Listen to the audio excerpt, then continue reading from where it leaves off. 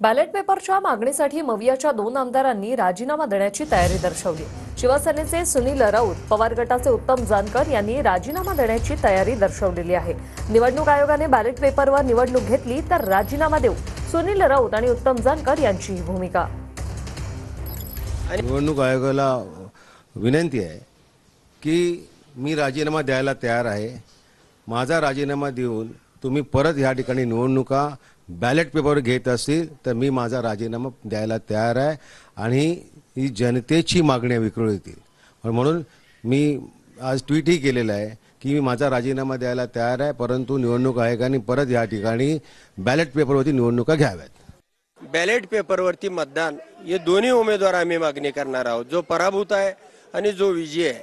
आणि 15 दिवसामध्ये या राज्यामध्ये पोटनिवडणूक होईल, ती बॅलेटवरती होईल आणि हे जे संशयाचं धोका आहे हे या राज्यातलं देशातलं संपून जाईल। नक्कीच, म्हणजे एक मोठं विधान तुम्ही करताय। तुम्ही अधिवेशनाचा पहिलाच दिवस आहे आणि त्या दिवशी आता जाऊन राजीनामा देणार, राजीनामाचं पत्र तयार केलं तुम्ही? नाही, निवडणूक आयोगानं बॅलेट पेपरवरती निवडणूक घेण्याचं आम्हाला पत्र दिलं, आम्ही त्या पद्धतीचं पत्र त्यांना देतोय आणि त्याने पत्र दिलं की निवडणुकीची आणि त्या राजीनाम्याची प्रोसेस सुरू होऊन जाईल।